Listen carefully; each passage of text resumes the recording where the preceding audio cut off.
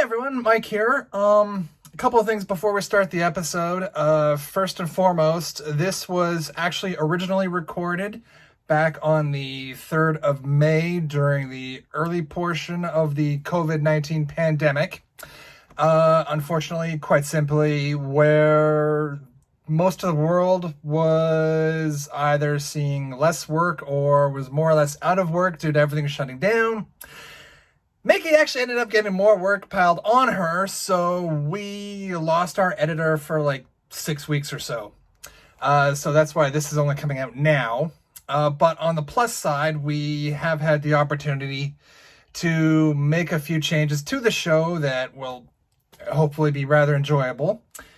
Now, the second thing is you may notice that some of the comments made at the start and end of the show at this point may be a little bit out of date. Most of it is no doubt still relevant, but if anything sounds strange, that will be why. And related to that is the fact that at the end of this episode, I announce our next review as being the 1984 film Dreamscape. That may not actually happen. I've just discovered that the original recording was corrupted. So I promised it, so we're going to redo it. I just don't know when it's going to get out to you. But with that, let's start the show.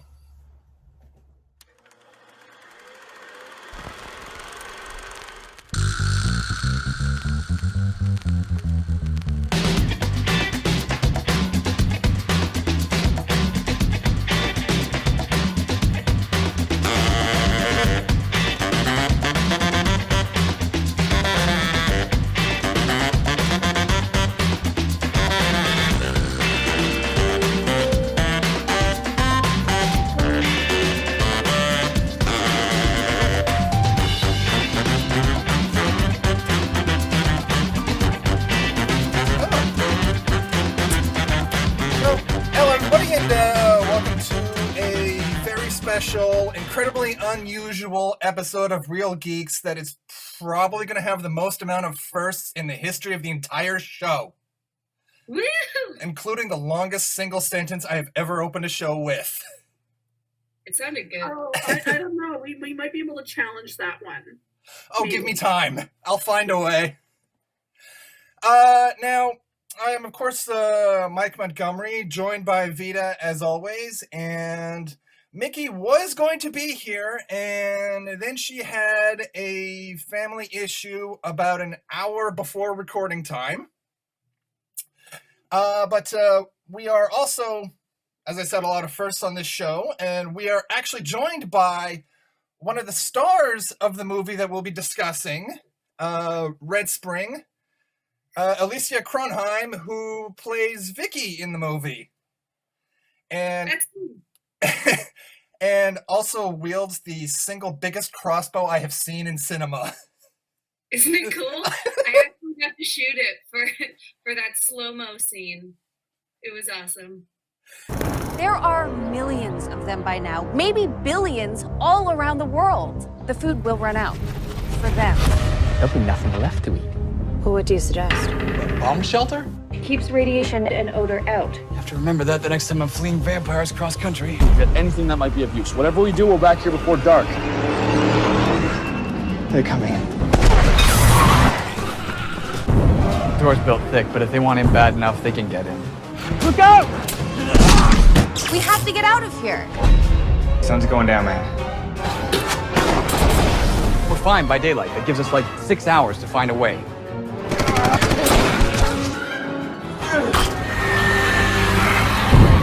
It is them and they want in. We're gonna have to do it before the sun comes up.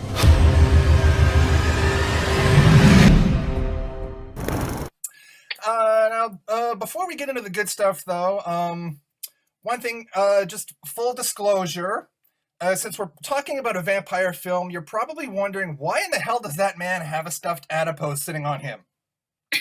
Because she's cosplaying. For those of you who don't know, this is Addy the Adipose, who is a kind of character / side project of mine for about the last 7 years now. And she is also actually how I know Elysia, because I met her online through Addie after the release of her previous project, the web series Haphead, which, God, I need to win the lottery because I want a season 2 so badly. Oh my God, I would love to do a season 2. That's one of the best things I've ever worked on. Just between the fact that we already know each other and I was one of the backers on Red Spring, I just want to put that out there before we get started. Especially since originally I wasn't even going to give a rating for the movie for that exact reason, but then we ended up being a little short-staffed. But you don't want to rely solely on my rating? I'm not sure how I feel about that. I like to pretend that we could be professional without eliciting too much laughter. Pretend, okay. Oh, it's not like I've openly called this show Amateur Hour on air or anything. Gotta stay grounded. Exactly. Mm-hmm. Hi, my name's Jeff Sinesac. I'm an actor and writer living in Toronto. Back in 2003, I wrote a feature screenplay about a post-apocalyptic world overrun with vampires. Not the pouty, sparkly kind from Twilight, but the scary, we're gonna eat you and I promise you will not want to do this kind. It's called Red Spring, and it generated a lot of interest. It was optioned a couple of times, and at one point was almost made by Lionsgate. They just couldn't raise the millions they wanted to go the traditional Hollywood route. But you know what? That's okay. Because while Red Spring contains an awful lot of action, combat, car chases, monsters, its heavier focus is on the dynamics between the survivors. And truthfully, I wrote it assuming we'd have a limited budget to work with, and tailored the script accordingly. That guy. That's my doubts and fears. You know, the guy who lives inside my head and says, "There's no way we can do this." He's like a vampire, trying to devour my dreams. Just ignore him. So Red Spring is essentially a love letter to vampire films, with the idea being that vampires have finally just struck en masse and wiped out most of the human population in one fell swoop, which admittedly nowadays would not be that hard. Yeah, it had a very COVID-19 vibe. Oh, yeah. Considering the current times. I'm very glad that I had Red Spring to prepare for the apocalypse. Exactly. I just have all those skills. The movie opens with Jeff Sinesac as Ray, who, aside from being pretty much half the credits on this movie, is searching for his family because basically he has no idea if they're alive or dead. And the group that he's traveling with manages to eventually get out of the city, where they meet up with Vicky, who, conveniently enough, is on the way to her father's house, where he also has a bomb shelter. Because he's a bit of a paranoid kind of person. Yeah, you know, he always was. That's who he is. But a lot of people in America overstocked on a lot of things, and they're happy about it.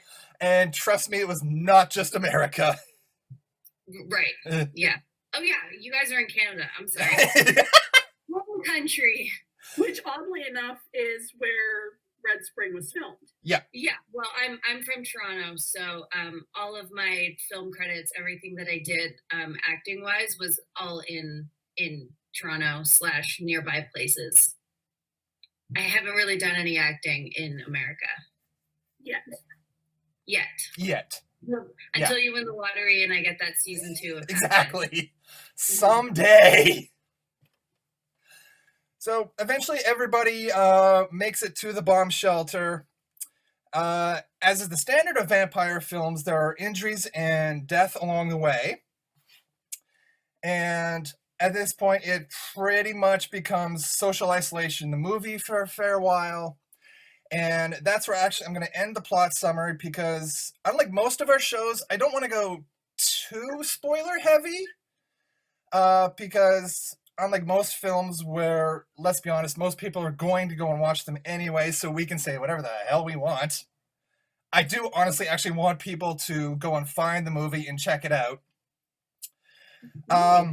But one thing I did want to say before we get into thoughts is that love or hate this movie, I respect the hell out of it because as far as I know, and obviously Elysia, you can add to this, but this is pretty much Jeff's baby start to finish.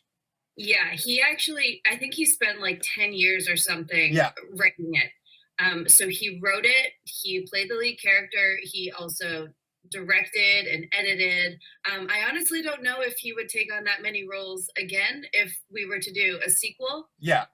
He does have hopes for a sequel, but it like drained his life for an extended period of time. And I don't know what his editing experience was before that, but he learned a lot of new things, like the CGI and stuff that you see, like he just did all of that. And it's very impressive. Definitely a passion project for him. Oh yeah, absolute passion project. And like literally I was looking over the credits at one point and it's like Jeff. I'm half expecting to find out that he even catered the movie. Well, actually, funny enough. I can do that because I have help. A talented team of indie filmmakers who are as passionate about making this project as I am. I met Tom Antos back in 2000, back when he cast me in his first feature film, Under Black Skies. It was a World War II epic about fighter pilots, and honestly, when he first cast me, my doubts about whether or not we could pull something like that off on a limited budget came to the surface pretty quick. Only then they were shaped like this. But we did it. One of the things that I had talked about in our Bloodshot review was the idea of sometimes there are qualities in a film where the best part is also the worst part. And where, like I said, you and Jeff carried a lot of the load, did a great job doing it. The problem for me was, as good a job as everybody else did acting-wise, I didn't feel like they had a whole lot to do, so I didn't really get to know any characters aside from the two of you. Mm-hmm. So by the time that the inevitable death and vampire turning and so forth comes, I wasn't as emotionally invested as I would have liked to have been. Yeah. I completely understand that. There were a lot of cuts in the editing process. Yeah.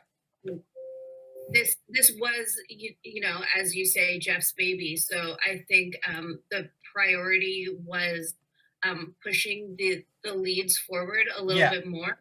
And I didn't even really notice that until I saw it, because we were so engrossed in it. We were in deep Kincardine for a month. We all knew the characters really well. So like when we were shooting, we were like, oh, that's going to be such a powerful moment between, you know, Lindsay and Reese and whatever. And then when I saw it, I do agree with you that there were certain relationships that weren't as established as we felt that they were when we were shooting it, which is a little bit unfortunate. But you know, cuts need to be made. Like it is what it is. So I think he did a good job of pushing the main story forward. You know, like we've said, it is low budget, so it's not exactly going to look Hollywood-like. And I've seen reviews where people did kind of hold that against the movie, but at the same, I think knowing it is indie, you almost have to kind of grade it on kind of a sliding scale. And for me, like with the amount of asylum films that I have seen, if nothing else, I have seen bad green screen, I have seen bad CG, and I do have to give Jeff credit. The lower quality, it does show up in places, but at the same time, it doesn't really like stick out. Yeah. It wasn't that bad, and like you said, like we've seen some really bad green screen. It wasn't that bad. Yeah, I think there's a certain level of forgiveness when you watch an indie film. Just like accept it, suspend your disbelief, just accept that, you know, someone on his own created those vampires in a in his apartment, and it wasn't like a team of people in LA doing it.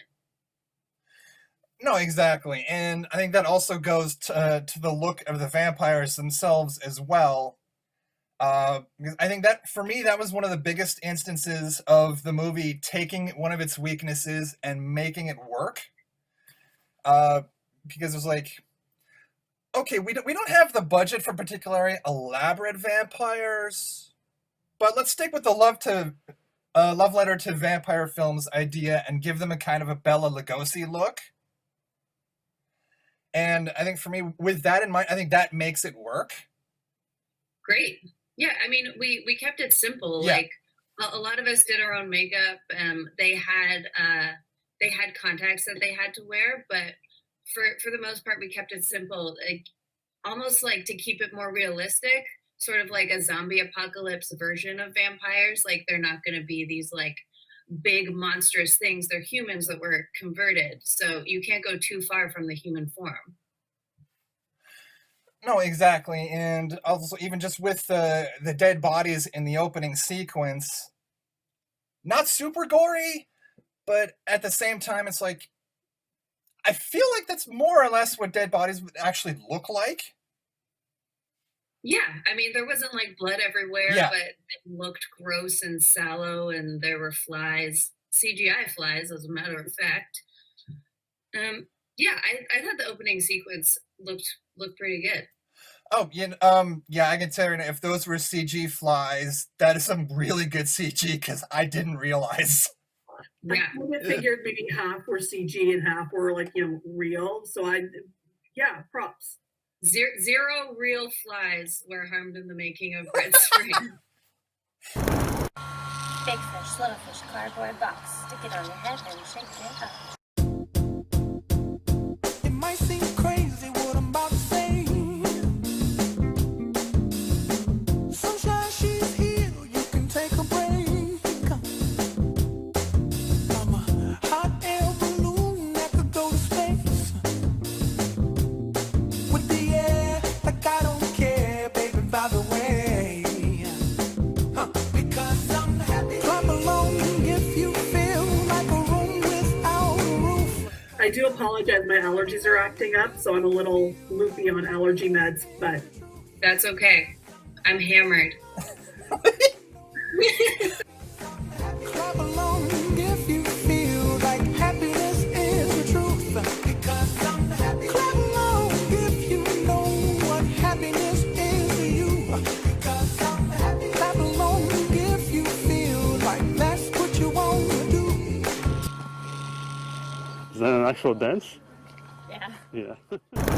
But with Red Spring specifically, just the simple fact that I think there's maybe one jump scare in the entire movie, and it's a really small one, and it's not super gory. oh, the pharmacy. Yeah, Okay. Oh, okay. Yeah. yeah, I like wasn't sure if you meant that or on the boat at the end. uh, Yeah. the boat. I could see the boat. I didn't jump on that one, but I could see how somebody might. Hmm. But just the simple fact that this is a vampire movie that does not rely on jump scares, does not rely on excessive gore. Hmm. For me, it's like you're kind of just hitting all my check boxes right there. Yay!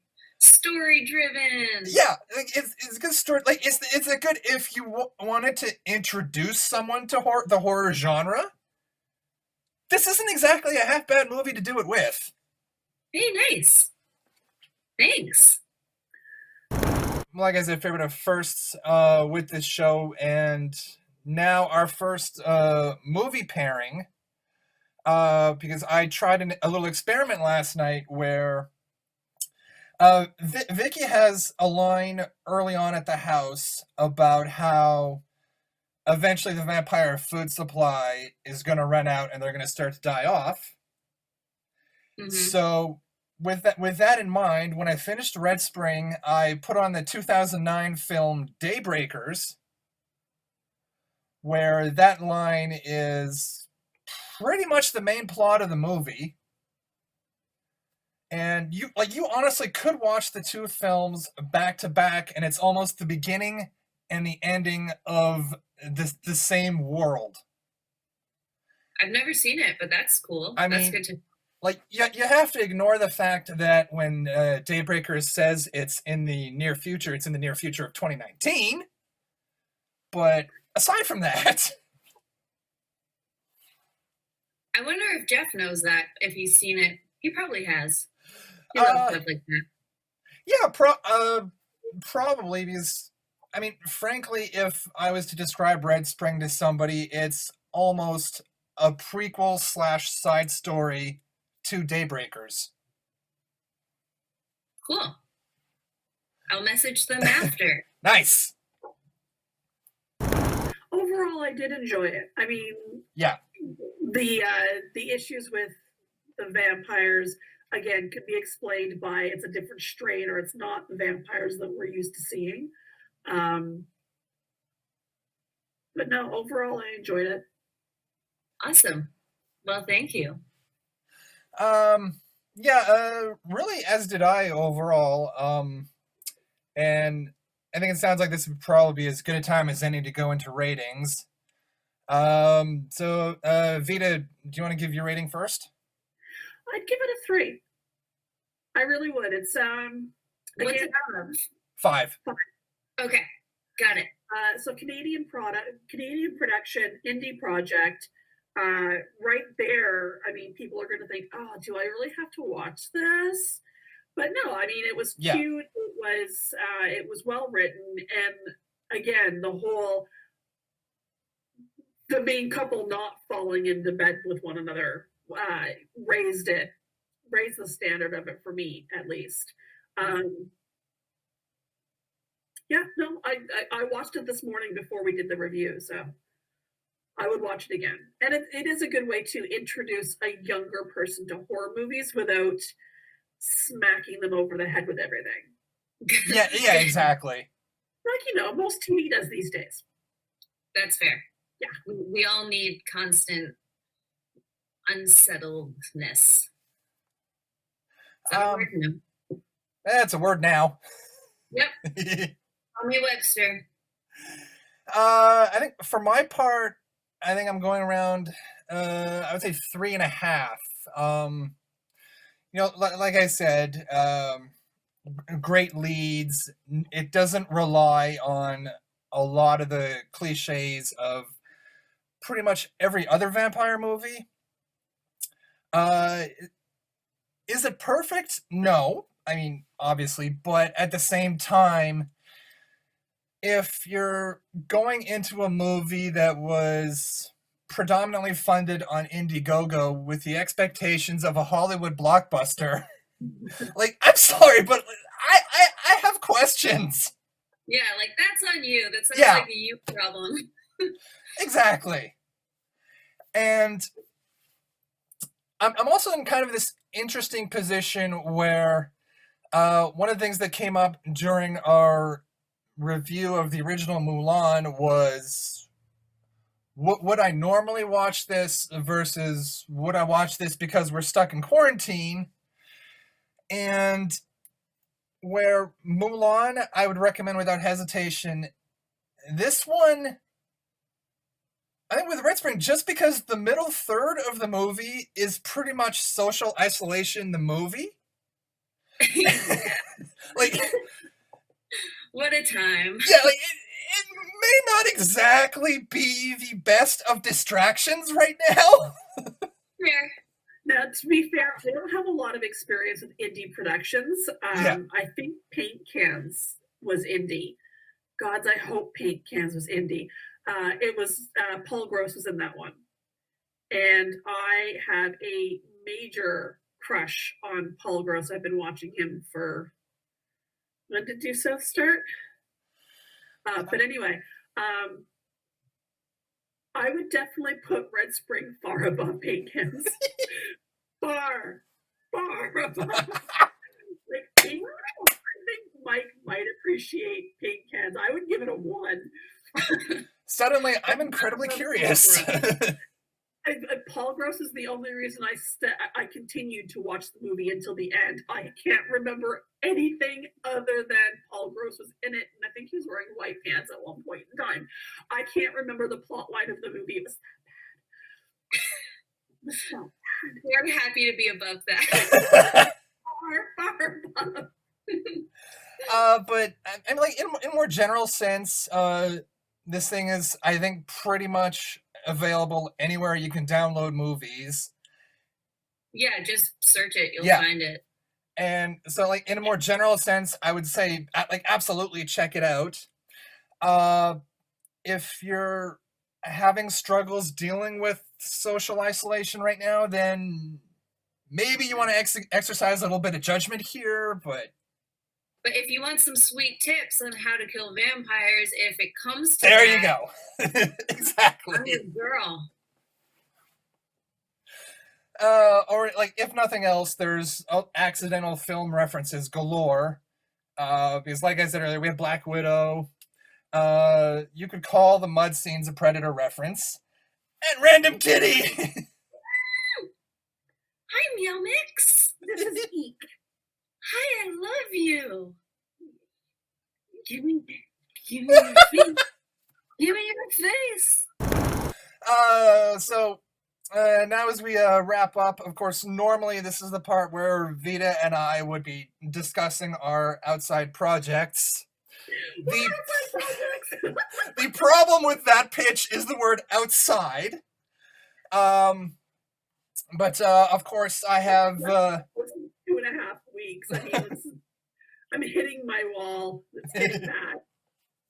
Of course, I have Addie the Adipose with her t-shirts and her homepage at addietheadipose.weebly.com. Paul or Veda would normally be...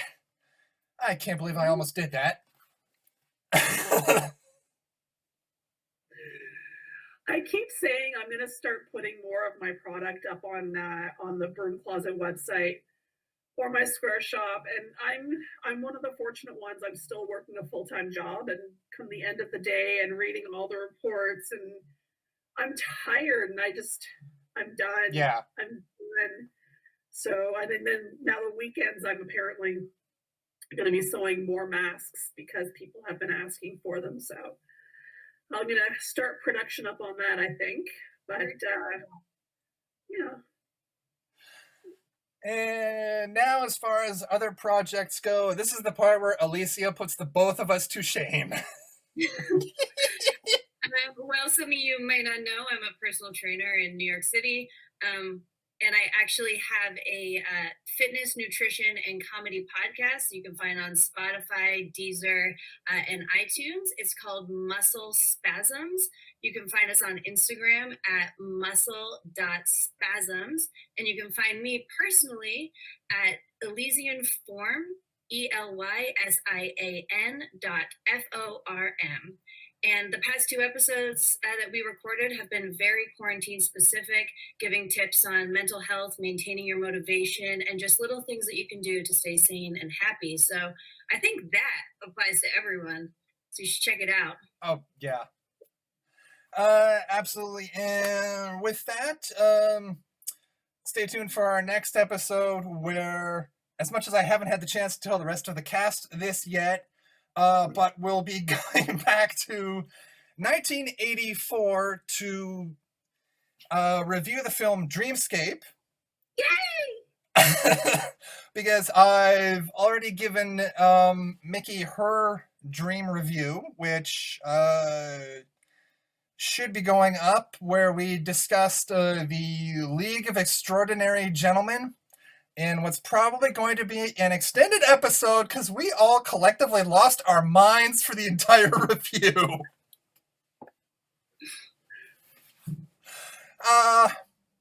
But until then, of course, thank you for joining us, Elysia. Thank you so much for having me, guys.